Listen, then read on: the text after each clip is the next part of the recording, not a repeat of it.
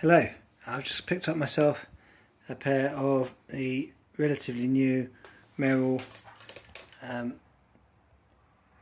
Bare Access Flex, which you can see on my feet there in black.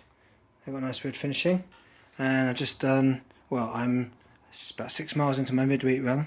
I thought I'd give you a little bit of detail about them, seeing as I quite like my Merrells. I've done a couple of videos and people have asked me about more recent models on the previous ones in the comments, so I thought I'd share my thoughts about these. And anyway, so basically, quick thing, they look nice, very nice shoes. So as you can see, I've got my, take one off so you can have a proper look at it. They are very much true to the original, the whole sort of Merrell barefoot series that they've always been doing, which they've gradually downsized to what's left today, which is only a couple of models. And this is the latest in the line. So these are the first pair not to feature a Vibram outsole. They have Merrell's new, well, they've trademarked Flex Connect. Not quite sure exactly what that means. But as you can see, it says it on the sole. They are a very attractive trainers. I must say hello, George. There's my George, my dog George. Anyway, and they've got quite flat sole. They in the product description they talk about it being a multi-terrain shoe. I would actually say it's pretty more of a very light trail to sort of road shoe. I don't like the term hybrid. People are using quite a lot of these sort of terms, hybrid trainers. But anyway, either way, it does actually grip quite well in wet grassy conditions, I've just found out. So I've done about 5 miles on the road and just under a mile off-road, just to give it a bit of an idea. And let's go through some of the features of the shoe very quickly. First of all, it is very light. I've got a pair of the last in the series, the Bare Access 4, similarly light shoe. I mean, you can't really tell a huge amount in picking them up. They're pretty much the same weight. I'll stick them on the scales later. I'd imagine that these they feel ever so slightly lighter. The design, let's put a left and a right of each shoe together. So we have, like I said, Bare Access 4, Bare Access Flex. They are of a similar design. They've got a similar sort of toe box area, less guard. This is more of a stitched on guarded area, which is probably what adds to some of the weight. So there's a stitched on area, while this is a sort of a plastic moulded toe guard, which won't give as much of a toe protection, but to be fair, that's not necessarily needed. This has got more webbing in the sides. Now these have done about 500 miles so far, these Bare Access 4s. They look pretty new, there's hardly any wear on the tread, and I expect them to do another couple of 100 miles before starting to show their wear. They have got the Vibram outsole, so I can't say how long these will last. One of the things I would notice straight away, and you notice from putting them on, is the tongue. It's very padded in the Bare Access 4, and the Flex not really so much at all. Very thin, however, very comfy on the foot. I did notice this area here, just slightly aware of it in a way that you would not be in this shoe. And put it side by side. Oh, let's try it that way around.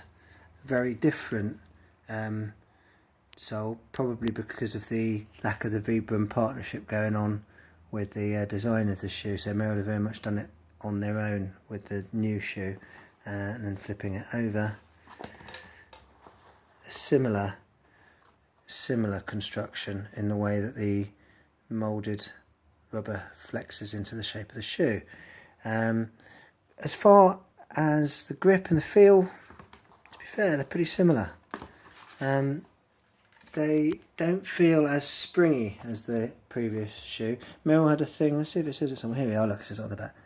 M-bound, like it's somehow some Merrell's bouncy sole. They actually do work. The moment you put these Bare Access 4s on, you feel a bit of a spring in the step. That said, there certainly was no sort of bad road feel to these at all. Running on the undulating surfaces, you got a lot of good feedback, and it dulled out all of the uncomfortableness. So it's basically a really good shoe. If you were looking at the two and you could get these for a similar price, I would probably still go for the Bare Access 4. However, these were never really that good in if you went off-road at all in them, even grassiness, you'd slip sideways. You had no lateral grip. These have got grip in multi-direction, so I would say that if you're going to do some light trail, say even for light trail racing, I would have a go at these in my local park run, which is nice and grassy.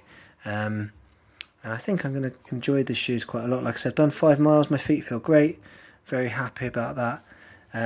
They have got the very sort of traditional, what features you would expect to see in this sort of Merrell Bear series, going back to the original Bear, what are they called? The gloves, the road gloves and the trail gloves. They've got 0 drop, so there's no differential between the toe and the heel in the amount of cushioning, so it's all the way forward, so to try to encourage a midfoot to forefoot striking on the ground. They have no sock liner. It's a integrated sock liner there. They're machine washable, so they can just go straight in the washing machine if they get grubby. Light as anything, and they have a very nice spacious toe area. I found, sorry about if you don't like the shape of feet, you can't really get the heel if I didn't put it there. I found these to let my toes spread without actually restricting them at all, so as I was toeing off, my toes would be able to spread quite comfortably, so they were very nicely shaped. Very similar to all of the series. If you're not familiar with the Bear Access series, they are a bit of a development. So if we go across, so if we take these two on the outer side, so this red pair here, they're the Road Glove 2. I only use them just as slippers around the house, but I've still got them because they're lovely. And then over here we've got the Trail Gloves. Now these are the Trail Glove 3s, I believe. Yes, Trail Glove 3. Trail Glove 4 has just come out and came out at the same time as these. However, they did partner with Vibram to make the Trail Glove 4 sole. Again, a similar thing, so you've got the 0 drop. Now, the difference with the glove series was that they were very minimal shoes. They had very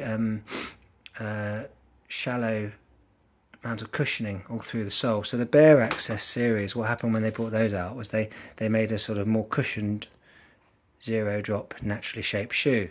The first Bear Access shoes I thought were pretty awful. They were just sort of on platforms, and the rubber wasn't very good. And I didn't really sort of like them until the Bear Access 4 came along, which was a fantastic shoe, and it's been out for a long time.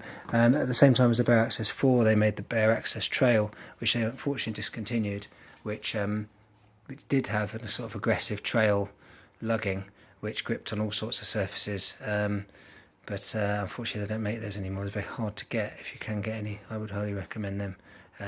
Anyway, that's pretty much it. It was just a quick one. I'm going to go and finish my run. There's only a couple of miles left to go. I hope you've enjoyed the video. And if you do buy a pair of these shoes, I'd love to hear about them. I'd love to hear about the Trail Glove 4s, because I'm yet to get myself a pair. As you can probably tell, I've got a lot of life left in the shabby pair on the right. They are just dusty. They're pretty new. Anyway, I hope to enjoy these shoes. I hope you liked finding out a bit more about them, and if you get yourself a pair, do tell me what you think. Cheers, bye.